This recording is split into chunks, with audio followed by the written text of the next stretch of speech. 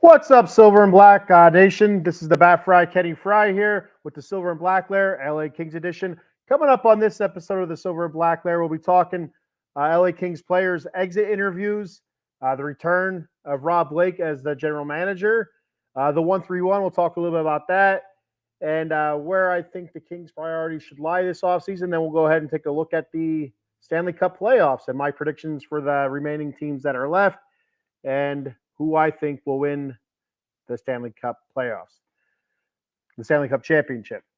All that and much, much more. I will be back in approximately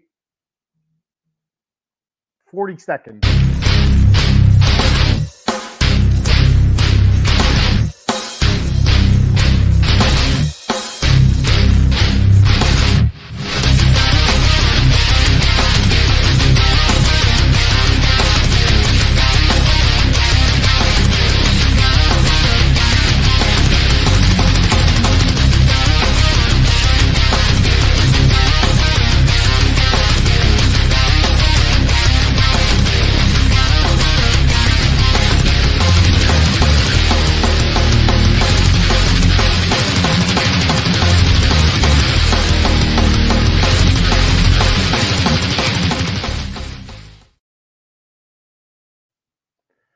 What's up, Silver and Black Nation, and welcome to the Silver and Black Lair. I'm your host, the Bat Fry, Kenny Fry. We're here, Silver and Black Lair, LA Kings edition. Of course, as we know, as I talked about last week, our Kings were bumped from this year's playoffs, Stanley Cup playoffs, thanks to the vaunted Edmonton Oilers. So we're talking off season now, which is a bummer. I was hoping. At the beginning of the season, I had a lot of hope, a lot of expectations for the Kings here. The season started off great, one of the best teams in the league. Then they hit that January to forget and recovered, but never really recovered. They never found that mojo that they had in the beginning of the season, and another step back. If that's the way I look at it, that's the way a lot of Kings fans look at it. Another step back this season. You look at it 2 years ago, Kings against the Oilers goes 7 games. Last year, Kings against Oilers goes 6 games, so that's a step back. This year, Kings against the Oilers goes 5 games, so that's another step back. So we're backpedaling here in LA Kingland, and it's unfortunate. We have a very good team, a very good roster, and we got to figure some stuff out, really do. So while we're here, let's go ahead and talk some player exit interviews. So for the most part, most of the players, fairly positive exit interviews, good feedback from everything that I've heard, everything that I've read. For the most part, most players I felt that the Kings are constructed in a way where they can win. They can win the Stanley Cup. They're constructed in a way that there's good leadership, that there's lots of talent. And I don't think we can argue that. I don't think too many people can argue that. There is a lot of talent on this team, and the players see that. So a couple of the exit interviews that stick out, of course. You have your Anze Kopitar, Drew Doughty, Kevin Fiala, Adrian Kempe, guys like that. And so I know Kopitar was asked by reporters about possibly looking at reduced minutes and rebuilding, possible rebuild or a quick rebuild. And on the portion of the quick rebuild, both of those things, I should say, he has zero interest in, which you can't blame him. He's on the back half of his career here. Has, I think, 2 seasons, 2 years left on his contract with the Kings. You'd have to figure after those 2 years that's probably a career for him. You would think. The way he played this season, he played fantastic this season. I think he was third on the Kings in points. I believe he had 70-plus points again this season. Fantastic. Great season for Anze Kopitar for being in the league. I think it's 16 seasons, I believe it is. I think he's in 16, and Doughty's in his 14th season. I believe that's what it is. Either it's 16th for Kopitar, 14th for Doughty, or it's 18th for Kopitar and 16th for Doughty. It's something like that. But anyway, both those guys have been around for a long time. Neither of those guys are interested in reduced minutes or a rebuild because both those guys are on the back half of their career. So I don't see many things changing especially for Kopitar, Anze Kopitar, with his offensive output. And he's a very defensive-minded center, very defensive-minded forward. So, I don't see a whole lot change for him. You're going to keep those guys out there, especially if you're playing defensive type of game, which the Kings normally do, what they have done, especially this past season. A lot of focus has been on the 1-3-1, positively and negatively. And we'll get to a little bit more of the negative part of it coming up here when we talk Fiala and Adrian Kempe. So Kopitar being defensive-minded, the 1-3-1 being defensive-minded type scheme, fits very well in it. And I think even if they were to change the scheme or more of offensive type scheme, I still think that Anze Kopitar would do well in that scheme. I think he's just one of those guys, even this late in his career, that I think can play any level of scheme, whether it's a defensive, slug it, kind of slow the game down kind of game like the 1-3-1 is, or a fast-paced up and down the ice, rush type of game. I think Kopitar could do both of those. I think he both do those very well. I do think he's probably more hedged toward a defensive type scheme.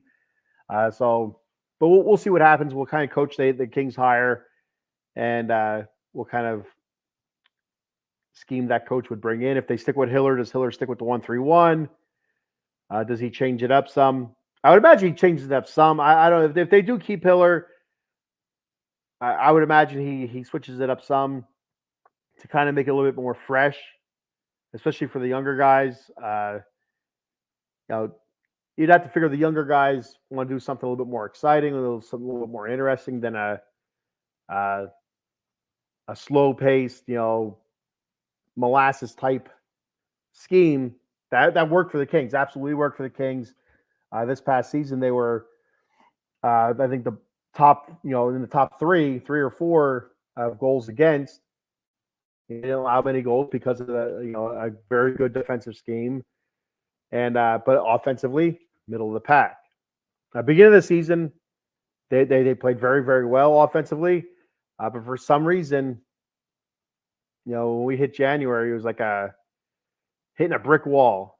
Offensively, just kind of went downhill for a couple guys, and defensively, there's some lapses. Goaltending as well, and the Kings were able to recover after the All-Star break, but it's not quite to the level where they were in the beginning of the season, like I said earlier. So looking at Doughty, one of the things that kind of interested me was I don't know who it was, what reporter it was, whatever, but did ask Drew Doughty about him potentially one day wearing the C on his jersey. He's been in I always call them assistant captains. I don't know what the hell they call them alternate captains. That's what I've been hearing. I always thought the A meant assistant captain, but I heard alternate captain this year. I don't know. Whatever. I guess it's the same thing. It's probably the same thing. But I asked him how he would feel if he had the opportunity to wear the C on his jersey, and he was very excited about that opportunity. So it's kind of curious that it kind of interests me if that's something that they may look to do. Do they look to change things up so much so that they take the captaincy away from Anže, make him an alternate captain, give it to Doughty. Now, and this is it all depends on how you look at the captaincy, how important you look at it. Because not a lot. Some Kings fans were complaining about leadership. There's a lack of leadership in the locker room, and they point the fingers at Kopitar, Doughty, and to a lesser extent Philly D, who's the other alternate captain. But a lot of that falls onto the guy with the C on his chest, right? And so I think that people are making that stuff out to be more important than what it probably actually is. Now, it's important to have those leaders in your locker room in any sport, any level. It's important to have leadership in your locker room, in your dugout, so on and so on. But that letter on your chest, I think it's a little bit more overblown, especially in today's hockey, than it might have been years ago. For me, when I see the captain, okay, that's the guy that is going to be talking to the referees a lot more. That's going to be discussing things. That's going to be kind of that people are going to look to for answers or stuff like that. Not so much as well, we're not doing well because our captain isn't leading us right. I just don't see it like that anymore. Maybe back in the day, 70s, 80s, maybe even the 90s to a lesser extent. But as the game progresses, I just think that's more of an honor than it is a duty. And I could be way off on that. I don't know. That's just how I feel about it. This does still mean something that there's a reason why it's still around because players want that. It is important to a lot of players, most players, and it is an honor to have that C or that A on your jersey. But I just don't think it's as important as what some fans make it out to be. I don't know.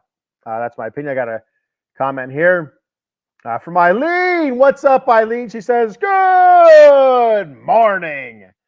Good morning, Eileen. Talking a little LA Kings. Eileen, what hockey team do you follow? Are you a Devils girl? Are you a Rangers lady? Are you an Islanders fan? I don't know. You being in that little area there, New York, I bet you're probably cheering for the Rangers now. So a couple more exit interviews. Kopitar, or not Kopitar, Kempe and Fiala. Those were some interesting ones. They were asked about the 1-3-1, which I don't know how the hell it works, but I do know how they set it up. You have a forward in your offensive zone. You have 3 guys set up in your neutral zone to kind of, meet the opposing team there at the red line before they hit the blue line. And then you have a defensive player back, more towards the goalie in between the circles. That's how I envision it. How it works, I don't know. I have no idea. I'm not a big scheme guy. I'm not somebody that knows the ins and outs of professional hockey or anything like that. But I do know that's what the Kings run, and they do set it up. The one thing that the Oilers were able to expose is that they are getting up and down the ice very, very fast, and the Kings were not able to set up that 1-3-1 to kind of break them apart. There were times where the Kings were able to set it up. They set it up nicely. They were able to slow down Draisaitl, McDavid, Hyman, guys like that. But for the most part, they weren't able to set it up, or they were on a penalty and getting their asses kicked like that, or the Oilers just held it in the O-zone very, very long. Able to move the puck around at will, and that hurt the Kings a lot. So anyway, it seems like Kempe and Fiala are more interested in a change of scheme. something a little bit more exciting, something a little bit more open. So we'll see there. I mean, if y'all went as far as to kind of talk about how the 1-3-1 worked and did not work against the Edmonton Oilers, and it was pretty interesting to see how he broke that down. You know, just how well the Oilers were able to spread the puck out and get up and down the ice quickly, and find those gaps, find those lanes in the 1-3-1, and exploit them. So a lot of it's just it's absolutely terrific puck movement by the Oilers, precision puck passing, great puck receiving by the Oilers, and just absolutely fantastic players on that team. So that helps out a lot. There's really good players, and then there's players that are just up in the upper tier, and they have a couple of those guys on that team. It's one thing to get one of those guys. When they have two or three of those guys, that's a tough team to beat. We may have had them beat depth wise, for talent, but at the top there, the top six wasn't even close. So looking at some other things that came to light this past week, Rob Blake will be returning as the general manager of the Los Angeles Kings, as well as Luc Robitaille as the president of hockey operations. So I'm not too surprised about Blake returning. It's something I said last week. I said I could see him returning. I could see him getting fired. I wouldn't be surprised if he's returning, especially with it being the last year of his contract. So they do bring him back, and it is the last year of his contract. Let him finish it out, see what he can do, see what moves he can make, and stuff like that. Can he make this team better while they're in salary cap, hell, basically? How's he going to make this team better? Who's he going to lose? Because we are going to lose some people. I'll go over the list of unrestricted free agents and restricted free agents as well. And we're going to lose some of those guys. We're going to lose probably a lot of those guys, but we do have a lot of young talent down there in Ontario right now, or up there in Ontario, over there in Ontario, wherever the hell it is. It's up in Canada somewhere, out western Canada. I do know that. But I couldn't find Ontario on a map. I'll tell you that. So Rob Blake returning. I got a couple quotes. He said he would consider a move away from the 1-3-1, but it was like I mentioned earlier, the Kings had the third best goals against, but offensively a league average. So he would consider a move away from the 1-3-1. Blake also ruled out a Pierre-Luc Dubois contract buyout, which a lot of fans were kind of pointing at. Let's just buy it out. Let's finish it now. Wipe our hands clean. Which, if he has as much talent as the Kings thought he had or thinks he has, they gave him the contract that he has right now. I'm not sure why you'd dump him after year one. And it's something I talked about, especially in baseball. I've mentioned it so many different times with players going from small market to large market, from small fan bases to rabid large fan bases. And I'm not saying the LA Kings have a large rabid fan base. Los Angeles is much, much bigger than Winnipeg. I assume. I don't know the population of Winnipeg, but it sounds like a mid-sized Canadian city, whereas Los Angeles is one of the largest cities in the world. Now, again, I'm not saying the fan base in LA is a rabid fan base. You could absolutely say that the Winnipeg Jets fan base, being Canadian and hockey and all that stuff, that's a rabid fan base. But it's still different going from Winnipeg to Los Angeles. That's a whole change of scenery, a whole different ball game there. And sometimes it takes a season for a player to get acclimated. Same thing in baseball. We've seen it before. Mets. I'm wearing my Mets hat. Francisco Lindor. First season with the New York Mets, coming over from Cleveland, really, really struggled. And fans, booing him, hating on him.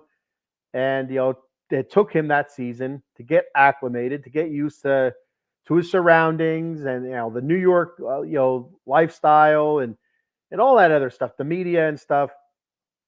And, he's, been, terrific ever since. Of course, we all do know the lulls and the doldrums and stuff like that with Lindor, but he always turns it around and plays very well for a season.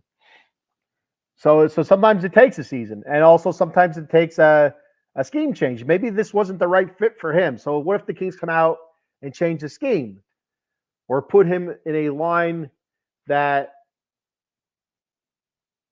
he's better suited for? And it's kind of funny that I say that.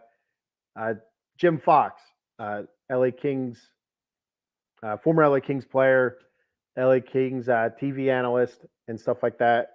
He was on the Locked On Kings podcast with Eddie, and one of the things that he talked about, which I 100% agree with, I had never really thought of, with the amount of money that they're paying him. He's supposed to be one of those players that make the players around him better, not the other way around.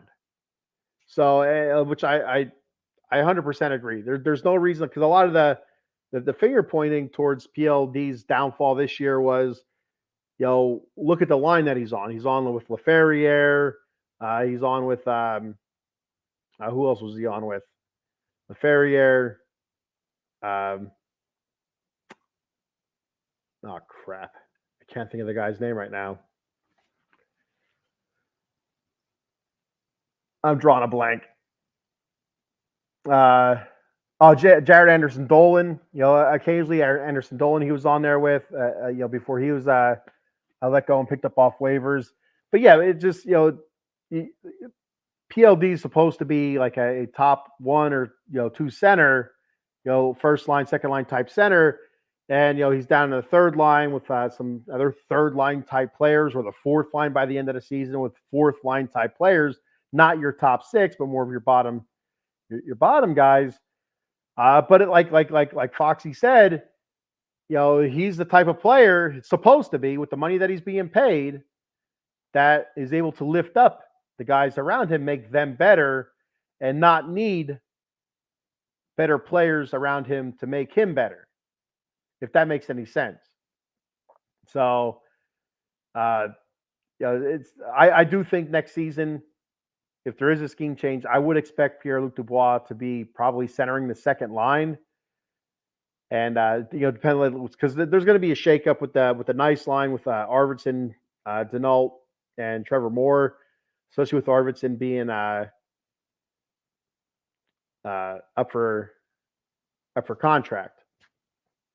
So we'll see what happens there. But there's definitely going to be a bunch of shakeups. So I would imagine him centering the second line, next season, kind of getting him more into the top six and more of a comfortable feeling. But he definitely has to be 100 times better next season to justify this contract.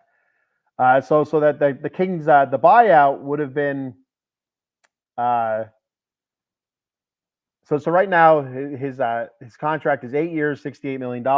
A buyout would have been for a third of that contract, remaining of the contract. So that would have been minus this year, but they'd have to do that before June 24th. And I think that would have been his 26th or 27th birthday, whatever it is. And it's not going to happen. So it's not going to happen. But 8 years, $68 million. That's an average annual value of $8.5 million per year. So, he's getting paid a lot of money in hockey terms. If you look at that in baseball or football terms, that's not a whole lot, but in hockey terms, that's a lot of money. So he definitely has to step it up next season, or the Kings will be in a world of hurt. So Blake's comments on PLD says he's been consistent his whole career so far, and deviated this year. So it's up to us as a staff, coach, and management to help him become more productive to us. So that's where it makes me feel like he's going to be probably on that, centering that second line, better talent around him, and seeing where he goes from there. So, but we'll have to wait and see. So looking ahead at coaching changes, I really don't have a list of coaches. I know that Berube's name keeps getting thrown out there. He was the coach for the St. Louis Blues. He took over for the Blues when they won the Stanley Cup, midseason. He was just fired, I believe, this year. I think it was this year. So his name has popped up. His name popped up when they fired McClellan, and but they went with Hiller as the interim coach. But like I said, Blake is going to, over the next few weeks, start looking at the coaching vacancy and hoping to have a coach named within the next few weeks. I would imagine they'd probably wait for the Cup finals unless there's nobody there that they'd like to interview, or if they're just going with coaches that are available now. I'm not sure what the plan is there. But looking at some other teams that have coaching vacancies, the Senators just named their new coach, Travis Green. The Devils, vacant. San Jose Sharks, vacant. Kraken, vacant. Winnipeg Jets, vacant. With the Jets coach retiring. And, of course, the LA Kings.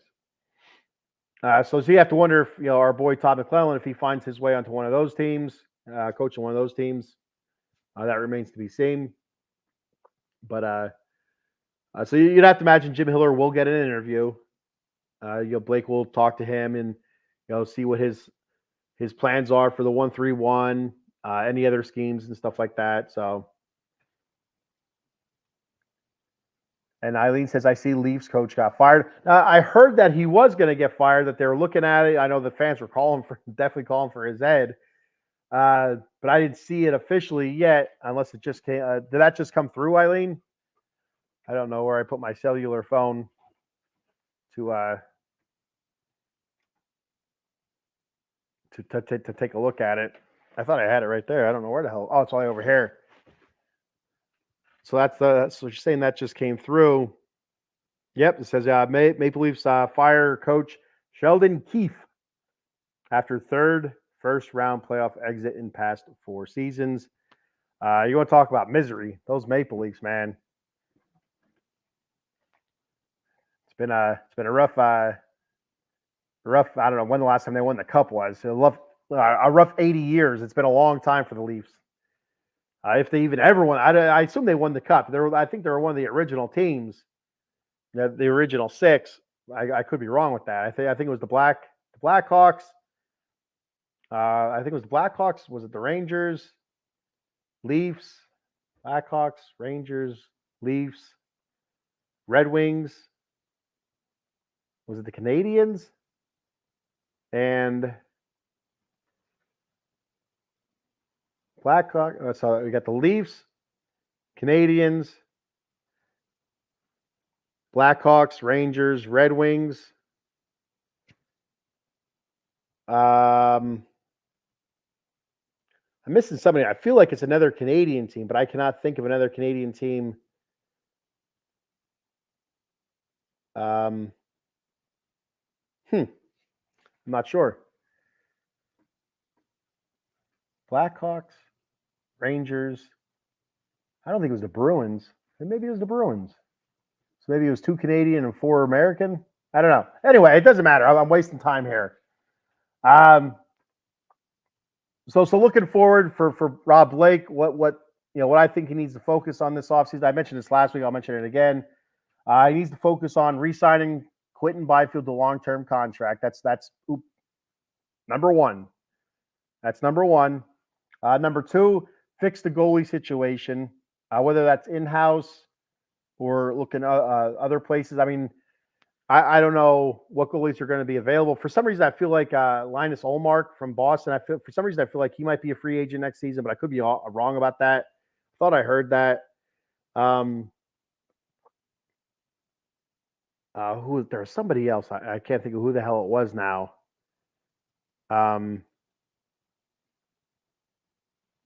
It doesn't matter. I can't think of his name. But also you have Eric Portillo right now down there in Ontario, who's actually killing it in the Calder Cup playoffs. Right now in the Cup playoffs, he's 5-0 with a .956 save percentage and a 1.20 goals against. And the Ontario Reign is just the best of 5. They won their 3rd game last night. So now they move on to the next round. I think the Western Finals, I believe it is, next for them. And they haven't lost a game yet in the playoffs. So the Reign looking fantastic, looking hot. So hopefully they continue that momentum. And like I mentioned before, hopefully the Hershey Bears continue to win, and we end up with the Hershey Bears Ontario Reign finals. So I can go see the Ontario Reign in Hershey and wear my Kings jersey and cheer for Foggy Mo and Brant Clark and Portillo, Keel Thomas, guys like that. That'd be awesome. That'd be really cool to see. So second most important thing for Blake to do is to fix that goalie situation. Whether or not we have 3 goalies that are going to be unrestricted free agents: Talbot, Rittich, and Phoenix Copley. I would say Phoenix Copley's gone, and one of the 2 other goalies are going to be gone. It's either going to be Talbot or Rittich. I'm not sure. Rittich, 31 years old. Talbot is like 37, I think he is, 37, 38, somewhere around there. So, I mean, one of those guys, Rittich is already a backup. Do we call up Portillo, make him the number 1 right away, or see how it goes over the preseason? Do we keep Talbot around, call up Portillo, and use him as the backup to kind of integrate him into the NHL? I mean, he's only been a professional hockey player for a season. He was at the University of Michigan. So he's not a young rookie. He's not like a 22-year-old rookie. I think he's like 24, 25, somewhere in that range. He's been playing high-level hockey for a long time. Michigan's always in the national title picture, so he's always in that spotlight in major games, high-level type games. And he showed it this year with the Ontario Reign, going 24, 11, and 3. With a .918 save percentage and a 2.5 goal against average. So, he had a terrific regular season, an outstanding postseason so far going for him. So I mentioned Portillo on this before. I'm excited for Portillo. I was excited when the Kings drafted Portillo last season, I think it was. So, yeah, last season, because this is his first full season as a professional hockey player down with the Reign. So I'm excited to see Portillo called up. Hopefully he does get called up, and he's the next coming of Jonathan Quick.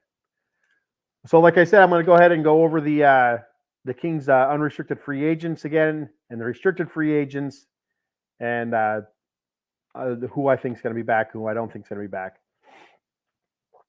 So you have Matt Roy, unrestricted free agents: Matt Roy, Victor Arvidsson, Cam Talbot, David Rittich, Phoenix Copley, Trevor Lewis, and Aaron Dell, but I'm not going to put him on there. So I'm hoping Matt Roy's back. A fantastic defender. He does a great job. Really solidifies that defense. With the second pairing, I think he's usually with Gavrikov. Your first pairing is Doughty and Mikey Anderson, I believe. So you have Victor Arvidsson. I don't think Arvy's back. Mostly because of his injury history. I think he was getting this year around $4.5 million. I just can't see paying him that much money with his injury history. Now, if he took a pay cut, if he took like a pay cut just to stay with the Kings, it's like $2.5 million or something like that. Absolutely, re-sign the guy. Yeah, that's absolutely worth the squeeze there. Cam Talbot, David Rittich, like I said, one of those guys are going to come back. I believe. Maybe Talbot. Talbot is 36. So maybe Talbot, just to start off as your number 1. If you do call it, if your plan is to call up Portillo, I would keep Talbot kind of as your veteran leader, have him as your preseason number 1 goalie, and kind of, like I said, slowly work Portillo in as your number 2 and see what he has. See if he has the potential to be a number 1. Phoenix Copley, I don't think he's going to be back. Just had major knee surgery and stuff like that. And beginning of the season last year, he didn't look all that great either. So I was a big Phoenix Copley fan, especially from 2022, 2023 season. He could pretty much saved the Kings' asses so many different times up until they got Korpisalo. Trevor Lewis, I don't think he'll be back. 37 years old. He did well for the Kings. 8 goals, 8 assists, 16 points, a +7. Playing down there in the third line and fourth line. The third line with Pierre-Luc Dubois a little bit. And also on the fourth line with Blake Lizotte and such. So I don't think Lewis is going to be back. And I know Eddie mentioned this on the Locked On Kings podcast. Maybe I think it was Eddie or it was Jim Fox talking about the potential maybe Trevor Lewis retiring. He is 37 years old. You have to figure he's going to be going into his 38-year-old season. So maybe it's time for Trevor Lewis to hang the old skates up. We'll have to wait and see. So now your restricted free agents: Quentin Byfield, Blake Lizotte, Carl Grundstrom, Arthur Kaliev, and Jordan Spence. Quentin Byfield, like I said, numero uno. Got to get this guy re-signed, and I got to lock him up for many years here. 21 years old. He had his breakout season this year: 20 goals, 35 assists, plus 19. Blake Lizotte, 26 years old, scrappy. I love the way Blake Lizotte plays. Very scrappy, like a gnat in your face during the summertime. You're swatting at the little bastard, but he doesn't go away. You don't hit him. I really like Blake Lizotte. Not sure if he's back or not. I'm kind of 50-50 with him. Carl Grundstrom, big dude, does create a lot of traffic in front of the net. I like Carl Grundstrom. There is potential he could be back. I'm a 50-50 on him as well. Not really sure. Arthur Kaliev, I don't think he's back. Blake did have some scathing remarks about Kaliev just the other day during his press conference. I think he said something to the effect of Arthur Kaliev basically gave them nothing down the stretch. And, to kind of have Kaliev's back on that, they didn't really play him at all down the stretch either. So, you can't really give anything if you're not out there to give. And then Jordan Spence. I do think Spence should be back. Had a great rookie season this year on defense. And hopefully the Kings, after they get Byfield buttoned up, go ahead and take a look at Spence and get him buttoned up long-term as well. 23 years old. Played in 71 games, 2 goals, 22 assists, 24 points, plus 5 rating. Hopefully Spence is back. So, those are our unrestricted free agents and restricted free agents. So we're going to lose some guys. There's a strong possibility we lose Roy and Arvidsson, which is good and bad. Bad because that's a lot of talent right there to lose, especially Matt Roy. The good part is that frees up some cap space. Riddick, Talbot, they weren't making a whole lot anyway. Same as Trevor Lewis, Copley. And if you lose those guys and you decide to stay within house and you call up some guys from Ontario, they're getting paid, minimum type stuff, under $1 million. So that's going to save you some money as well to go out there and maybe look at a high level type goalie through free agency. So we'll have to wait and see what happens there, who they're going to bring back and who they're not going to bring back. So moving on from that, that's all I have for LA King talk. We're going to go ahead and move it forward to the my predictions and thoughts on the Stanley Cup playoffs, the way they're sitting right now. As soon as I get this banner up, I'm going to talk about it. There it is. I just want to say thank you, Paul, for setting this up for me. It looks fantastic. Good job. So we have the Western Conference over here, Eastern Conference over here. So looking at the West, Stars, Golden Knights, round 1. Stars take the Golden Knights out in 7 games. Jets, Avalanche in round 1. Avalanche take the Jets out. I think that was in. I feel like that was in 6 games, maybe 5 or 6. 5 games, 4 games to 1. Canucks, Predators. The Canucks took out the Predators in 6 games, 4 games to 2. And Oilers and Kings, as we all know, the Oilers took the Kings out in round 1 in 5 games, 4 games to 1. Looking at the East, Panthers, Lightning.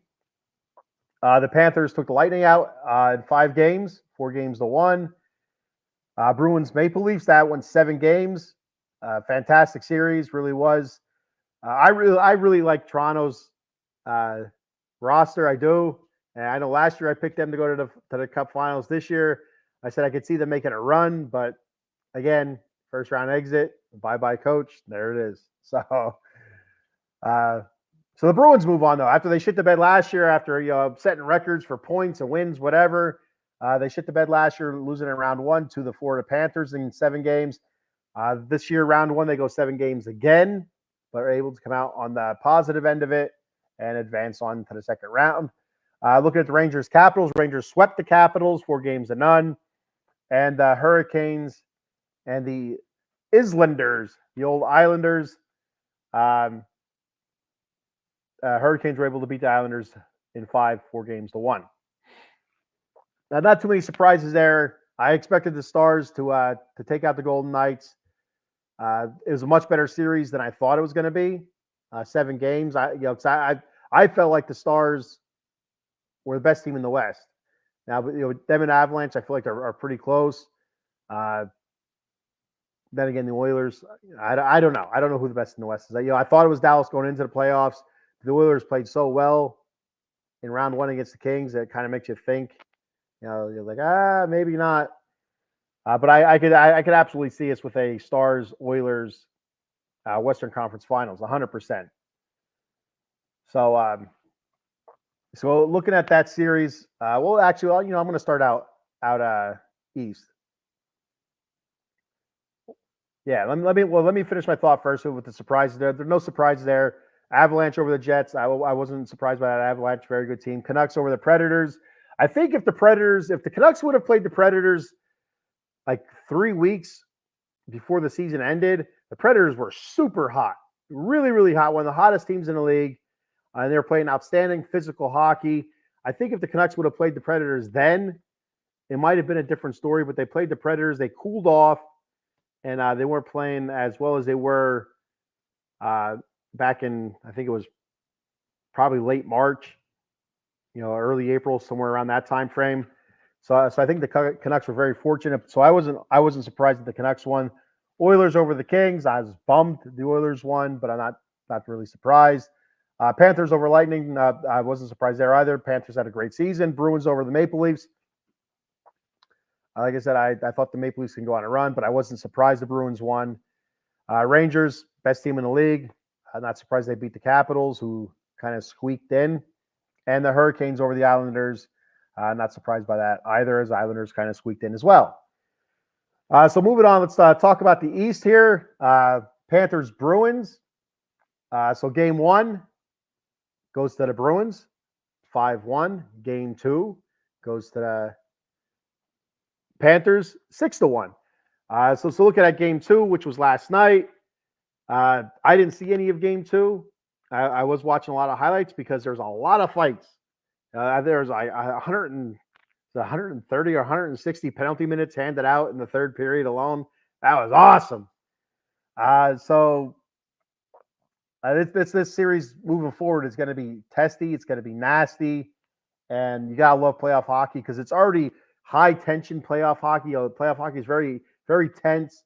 Every little moment, every little move, every little momentum swing matters, and for both teams to be on this much edge, that series, rest of that series is going to be brutal. It's going to be awesome to watch. It's tied up 1-1. So looking at some key players for both teams here moving forward for the rest of the series. Of course, you got Brad Marchand for the Bruins, Pasternak, Jacob DeBrusk, McAvoy.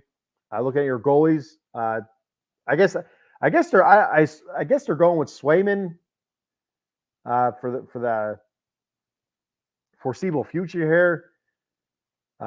They have Swayman and Olmark. Swayman's 5-3 in the playoffs, 942 save percentage, and then 1.82 goals against. And Olmark is 0-1 with an 886 save percentage and a 3.90 goals against. So I guess they're going with Swayman. I'm not sure. I got a comment here. We got our boy Paul Spencer checking. He said, "What's up, buddy? Edmonton looks extremely good." They did, but the Canucks last night. Canucks surprised them. The Canucks did a hell of a job against McDavid. I was watching the last, I guess, pretty much period and a half of that game. The Canucks did a hell of a job against with McDavid. Draisaitl was kind of gimped a little bit. He was out for a little bit. The talk maybe a back injury or whatever. But the the Canucks were able to steal game one. Let's see if the Canucks can ride that momentum. We'll see what happens there. So some key players for Florida: Kachuk, Barkov, Verhaeghe. That's a big one there. They get Verhaeghe going. Watch out, Bobrovsky, their goalie. I think that was their goalie. He was their goalie last year, and no, I don't think he was their goalie when they won the cup. I think it was just last year was his coming out party, but for Bobrovsky. But so far this playoffs, he's 5-2, 2.71 goals against, and an 893 save percentage. This series, I have Boston moving on.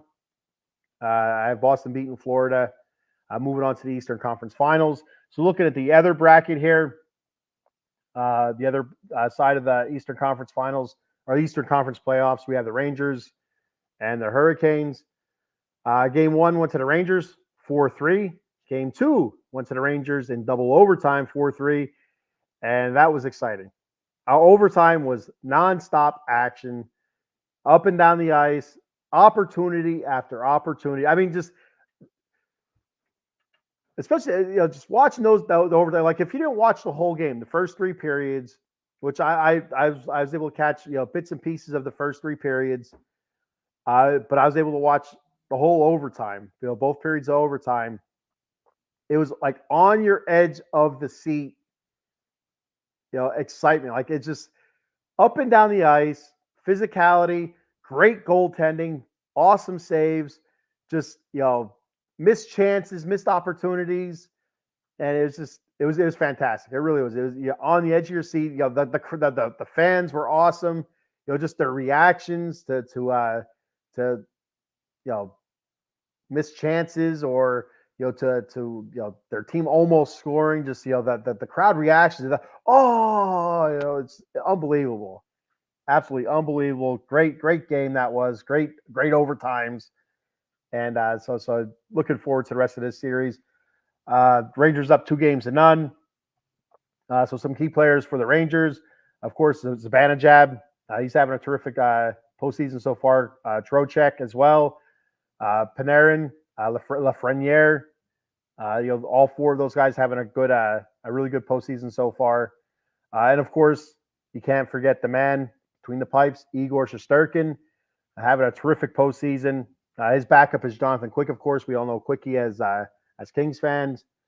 In game two, he had 54 freaking saves, outstanding, and it seemed like every one, especially in the overtime, every single one was huge. Had some sort of excitement to it, some level of excitement to it. It felt like. He's 6-0 in the playoffs so far with a 2.01 goals against and a save percentage of 929.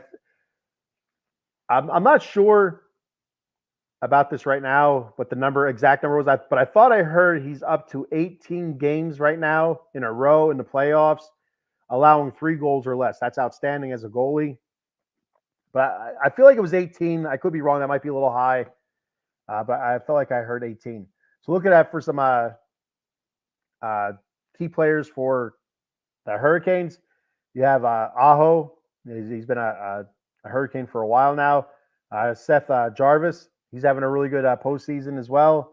Gunsel that they got from Pittsburgh. He was a trade around, I think it was right at the trade. I don't know if it was right at the trade deadline or it was like a week or two before. I feel like it was right before. It was an early trade before the trade deadline.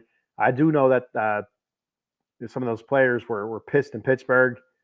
Sid the Kid, he was not happy because it kind of feels like you're dropping back and punting. And Sid the Kid been around for a long time, still has a lot to give yet, but you're kind of going towards his back half of his career here. He doesn't want to be rebuilding. He wants to be go, go, go. And Gensel's was one of their top players. But he's doing a great job for Carolina here in the playoffs as well as he did for the rest of the regular season. In goal, you have Frederick Anderson. He's 4-3 with 2.58 goals against, an 899 save percentage. I don't know a whole lot about him, to be honest with you. So I have nothing to say on him. In this series, I like the Rangers. I don't think it's going to be a sweep. I do see the Rangers losing at least one game in this. But I do see a Rangers Bruins Eastern Conference final. So looking at the West, and then I'll come back to the East and tell you who I think is going to move on to the Stanley Cup. So looking at the West, Stars Avalanche, it's going to be a fantastic series. It really is. That's going to be fast-paced. Both teams super deep in talent, offensively driven, can score a ton of goals, but also play some good defense. So looking at only one game deep in the series for both these teams. Colorado won game 1, 4-3 in overtime. Like I said, they defeated the Jets 4-1 in round 1, and the Stars were able to beat the Golden Knights in 7. So some key players for Colorado: Kale Markov, Nathan McKinnon. That's a big name there. Mikko Rantanen as well. That's another a big name, throughout the whole league. Devin Taves, and of course their goalie, a very popular goalie, Alex Georgiev. Very, very good goalie. Of course, being a Kings fan, we've seen him a couple times this season out here in the West, and he seems to shut us down quite a few times. He's 5-1 in the playoffs, 2.94 goals against, and an .895 save percentage. Looking at the Stars, who I think are the deepest team left in the playoffs: Wyatt Johnston, Miro Heiskanen. That's a big name there. Jason Robertson. Jamie Benn, that's a big name for the Stars. He's a very important player. Ryan Suter, Thomas Hanley, and of course their goalie, who's outstanding all season, Jake Ettinger. But playoffs has struggled a little bit. Right now he's 4-4 in the playoffs, 215 goals against, and a .915 save percentage. Good numbers, but just giving up those goals in big spots. Like I said, that 7-game series against the Golden Knights, and nobody saw coming. Just inopportune times. Whether it was breakdown defensively or not, he's got. When you come to the playoffs, your goaltender has to come up huge, and I just haven't seen it yet from Ettinger from the games that I did see. I haven't seen every game, but the games that I did see, he looked great until he wasn't. So has good numbers, but still, they're just. So keep your eye on Ettinger. I think Georgiev is probably the better goalie out of the two. But if I have to hedge my bets, I did say that I think the Stars are the best in the West, but I feel like for some reason, I'm feeling the Avalanche in an upset. So I'm going to go with the Avalanche in the upset here, moving on to the Western Conference Finals. And but we'll see how the rest of the series go. Colorado won the Cup back in 2022, I believe it was. So they're not that far removed from carrying around Lord Stanley's Cup. So a lot of those guys are on that team that won that cup, so they know the field, they know what it takes to get there. The Dallas Stars, it's been a good while, I think, if I remember correctly, a good while since they actually won a cup. Years ago, I can't remember the brothers' name. I think there's 2 guys in their team that they're brothers. I cannot remember their name, but I think they won 1 or 2 cups with those guys. I feel like it was the early 2000s, late 90s, early 2000s, maybe. I could be off on that, or it could have been the early 2010s.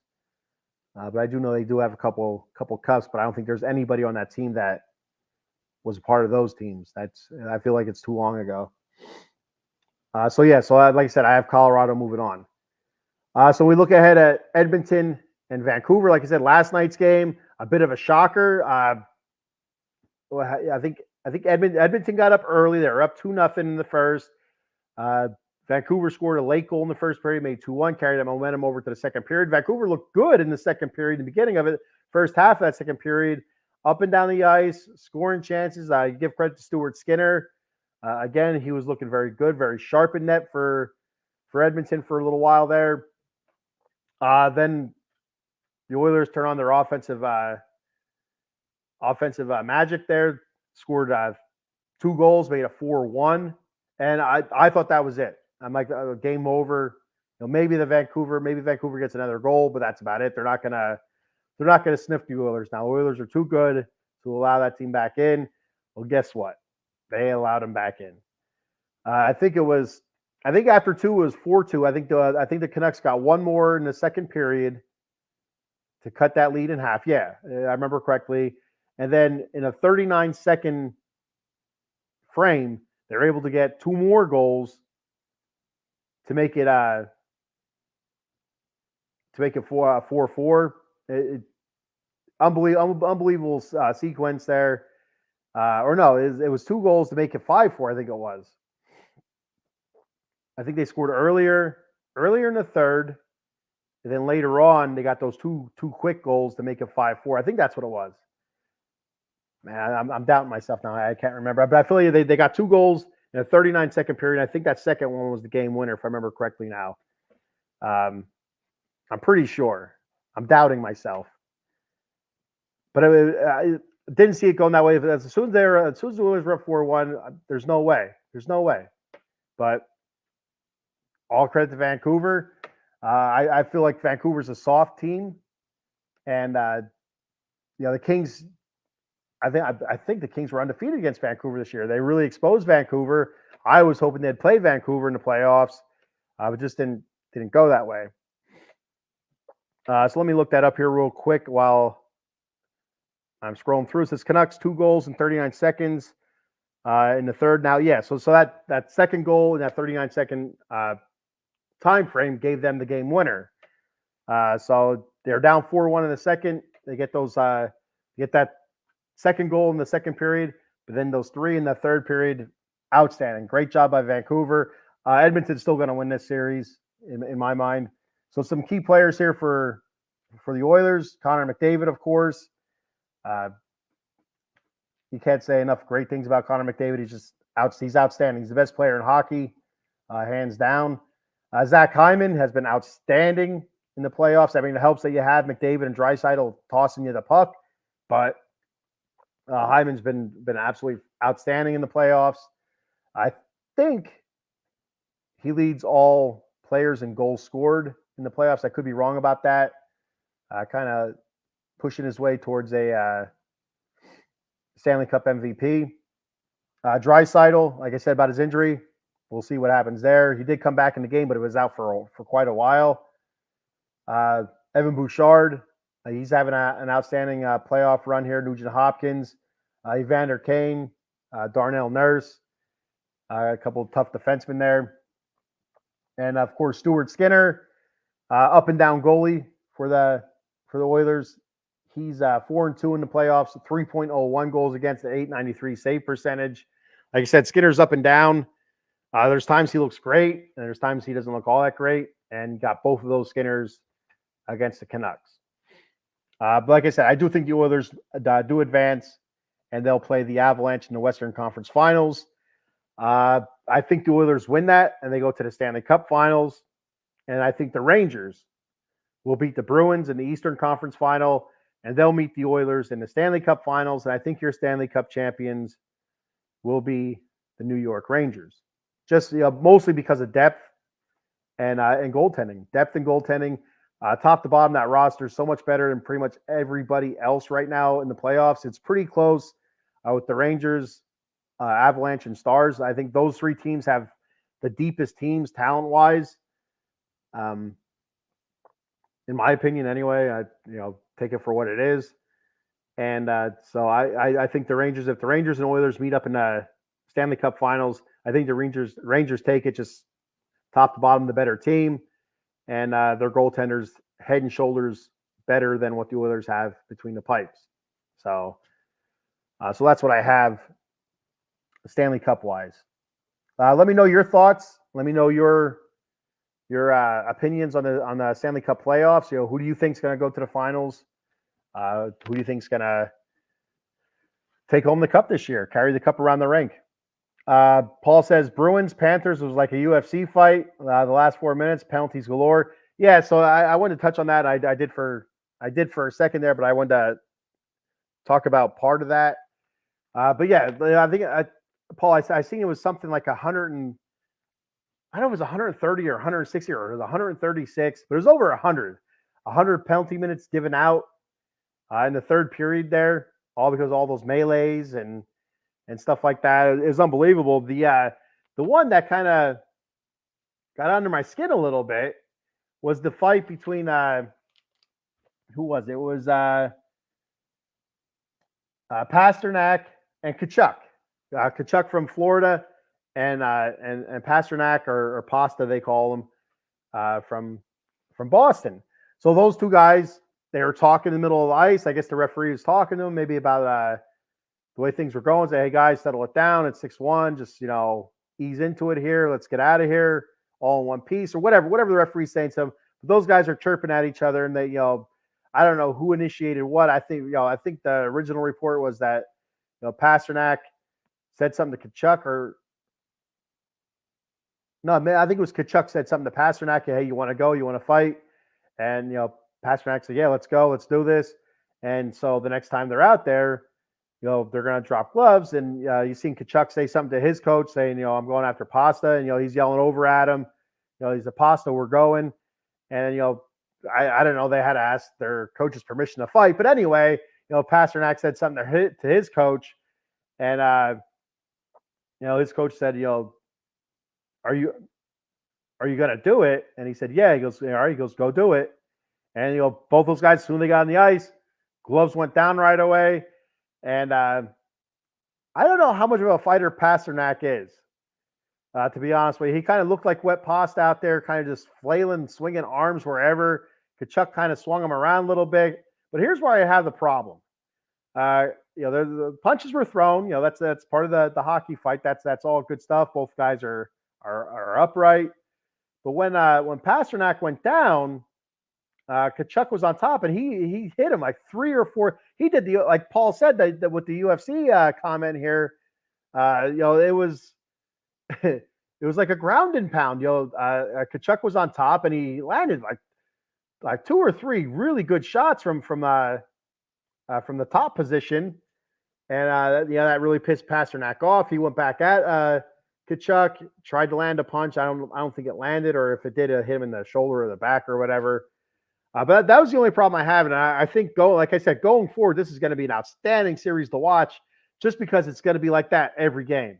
Maybe not to that extent, like the 130, 160 penalty minutes, whatever it was, but it's going to be crazy physical. There's going to be more fights. There's going to be a ton of jawing, and it's going to be wild. It is going to be wild. So that is going to be a fun series to watch. And I feel like that series has the potential of going, 7 games, 6-7 games. And if I'm the NHL, I know the NHL probably doesn't really encourage the fighting. They don't stop it either. But if I'm the NHL, I feel like this could be good for hockey, because you're a casual fan. They think hockey, they think fights. They want to see the fights as well. When you watch playoff hockey or Olympic Olympic hockey, it's already exciting. It really, every possession matters. It's high intensity, high tension.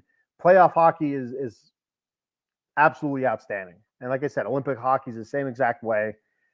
And so moving forward, this series, maybe not, looks the sexiest out of all the series that are left. Bruins, Panthers.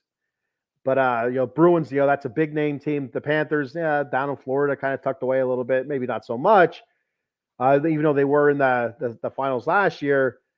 But, I think it adds an element to this that's going to bring a set of eyes from your casual fan more so than your hardcore, hockey fan. There's going to be a fan like myself whose team is out of it that's going to check this series out, because I want to see what happens. I want to see what kind of altercations we can get out of this. A little bit of fisticuffs. So it's going to be a lot of fun moving forward with this. And so speaking of UFC, Paul brings up the UFC there. I just want to let everybody know that coming up here very soon on Out of the Box Sports Network, we will be debuting a new UFC show. May 27th, Mondays at 8:30 p.m. Paul and Josh will be hosting Inside the Octagon UFC talk. So be sure to check that out. All you combat sport fans and guys that love the UFC and MMA or whatever. It's going to be fantastic. We used to have a UFC show, an MMA show on Out of the Box Sports here, and it was fantastic. And I know how much Paul loves talking combat sports, especially UFC, and betting on it. And so it's going to be a lot of fun to watch. So be sure to check that out. Debuting May 27th, 8:30 p.m. on a Monday. So I'm going to go ahead and do a couple sponsor reads before I get out of here and hit the hay. Jason Fine, attorney Big Al. You can reach Big Al at 1-800-HURT-123. That's 1-800-HURT-123. Jason Fine specializes in motor vehicle accidents, slip and falls, workman's comp, and personal injury claims. He has 3 office locations conveniently located throughout Pennsylvania and New Jersey. In the Garden State of New Jersey, the offices are located in Cherry Hill on 3 Greensward Lane. The phone number there is 856-209-5258. And in the Steel City of Pittsburgh, Pennsylvania. The offices are located at 500 Grant Street, Suite 2900. The phone number there is 412-365-8151. And in the city of brotherly love, Philadelphia, Pennsylvania, the offices are located on 1628 JFK Boulevard, Suite 2120. The phone number there is 267-888-2980. That's Jason Fine, attorney Big Al. Head on over to monkeycoldcoffee.com for all your gourmet coffee needs. They have toasted coconut rum, bourbon chocolate chip infused. They have a medium roast Sumatran blend coffee. They have an organic blend coffee called Perula, Florida. They also have golden honey agave. And I'll tell you what, I've tried all those flavors except for the organic. All outstanding. Absolutely outstanding. My favorite is toasted coconut rum, but you cannot go wrong with any of those. The bourbon chocolate chip's fantastic. The golden honey agave. And if you're somebody that doesn't like flavored coffee, you just want straight up, coffee, something that puts a little bit of hair on your chest, that Sumatran blend, medium roast coffee, awesome. Absolutely awesome. Great flavor. They're also selling barrel-aged honey at monkeycoldcoffee.com. And be sure to hop in and check out that swag shop. Get yourself a monkeycoldcoffee.com t-shirt with their mascot, the coffee drinking monkey, Roderick. They also have coffee mugs, tumbler cups, cold brew pitchers for all you iced coffee lovers and cold brew coffee lovers, K-cup adapters for you K-cuppers, and don't forget that sweet, sweet Paradise rum cake. All that and much, much more at monkeycoldcoffee.com. And be sure to use that promo code at checkout, OOTB Sports. That promo code, once again, is OOTB Sports for 10% off your order at monkeycoldcoffee.com. All right. So that is all I have for today. I will be live again tomorrow with the Silver and Black Lair Raiders edition. Las Vegas Raiders. I'll be talking Raiders. I'll be talking defensive backfield, breaking position down, talking depth, and my thoughts on where they are at in the defensive backfield. So that's all I have for today. Be sure to check me out tomorrow. I'm not sure what time tomorrow. I originally have 10 a.m., but I think tomorrow is my son's kindergarten assessment. So I may have to push it back. I have to check with Mrs. Fry and see what time that is. Or I may go on as scheduled at 10 a.m. and I'll be all in the clear. So I will adjust accordingly, and I will post on Facebook, YouTube, and X as to what time it is. And speak of the devil, be sure to check us out of the Box Sports Entertainment on Facebook, YouTube, and X, formerly known as Twitter. We're also on TikTok and the Instagram. Like, follow, subscribe. Hit that notification bell as well. Hit those thumbs up whenever you can. Share our stuff out. And if there's anybody out there that would like to do a show, maybe your favorite team's not covered, or you have an out-of-the-box type subject that you want to talk about, let us know, and we can discuss. We can get you on here. We can figure it out. Just hit us up. We're just a message away. Out-of-the-box sports, Facebook, X, DM us, whatever. And if you're watching from X, where most of our viewers are from, you can now comment on live video feeds. You click the live video feed, give it the old taparoo, and then tap on it again, and a comment section should pop up. And you throw your live comments out there so I can read them on air here and give you a shout out. So, all right. So that's all I have for today. Be sure to check me out again next Thursday. We'll see what kind of Kings news I can come up with. If there's not a whole lot of King stuff, of course, I'll have Stanley Cup playoffs to talk about. So I will see you next Thursday morning, 10 a.m. Be sure to check me out tomorrow, Silver and Black Lair, Raiders edition, and also Saturday, 10 p.m., the Atomic Drop podcast talking WWE wrestling. So check all those shows out and all the other shows here on Out of the Box Sports Entertainment. Thank you, everybody, and go Kings, go.